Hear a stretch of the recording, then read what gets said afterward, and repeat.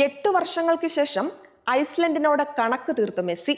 അതെ, മധുര പ്രതികാരം എന്ന് തന്നെ പറയാം. 2018 ലോകകപ്പിലെ പെനാൽറ്റി മിസ് അതാരും മറന്നു കാണാനിടയില്ല. അന്ന് ഗ്രൂപ്പ് ഡിയിലെ ആദ്യ മത്സരത്തിൽ ഐസ്ലൻഡിനോട് അർജന്റീന ഏറ്റുമുട്ടാനെത്തുമ്പോൾ വിജയത്തിൽ കുറഞ്ഞതൊന്നും ആരാധകർ പ്രതീക്ഷിച്ചിരുന്നില്ല. മോസ്കോയിലെ ഔട്ട്ക്രിറ്റി അരീനയിൽ മത്സരം തുടങ്ങി 19 മിനിറ്റ് കഴിഞ്ഞപ്പോഴേക്കും അർജന്റീന മുന്നിലെത്തി. സെർജിയോ അഗ്യൂറോയുടെ മിന്നൽ ഗോളിലൂടെയാണ് ആൽബി സെലസ്റ്റകൾ മുന്നിലെത്തിയത്. എന്നാൽ 45-ാം മിനിറ്റിൽ ആൽഫ്രിയോ ഫിൻബൊഗാസണിന്റെ ഗോളിലൂടെ ഐസ്ലൻഡ് ഒപ്പമെത്തി. പിന്നീട് മത്സരം സ്വന്തമാക്കാൻ ഇരു ടീമുകളും കിണഞ്ഞു ശ്രമിക്കുന്നതിനിടെ അർജന്റീനയ്ക്ക് പെനാൽറ്റി ലഭിക്കുന്നു. 63-ാം മിനിറ്റിൽ പെനൽറ്റി കിക്ക് എടുക്കാൻ സൂപ്പർ താരം ലയണൽ മെസ്സി എത്തുന്നു.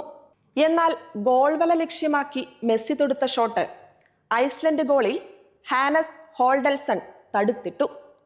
നിരാശനായി മൈതാനത്ത് നിന്ന മെസ്സിയുടെ ദൃശ്യങ്ങൾ അർജന്റൈൻ ആരാധകരെയും നിരാശപ്പെടുത്തിയെന്ന കാര്യത്തിൽ ഒരു സംശയവുമില്ല.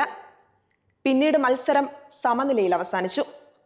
ഇന്ന് അതേ ഐസ്ലൻഡിനെതിരെ സൗഹൃദ മത്സരത്തിൽ ലഭിച്ച പെനാൽറ്റി ലക്ഷ്യത്തിലെത്തിച്ചിരിക്കുകയാണ് അർജന്റീനയുടെ നായകൻ. അതും പകരക്കാരനായി കളത്തിലിറങ്ങി മിനിറ്റുകൾക്കുള്ളിൽ. മത്സരം അർജന്റീന എതിരില്ലാത്ത 3 ഗോളുകൾക്ക് സ്വന്തമാക്കുകയും ചെയ്തു.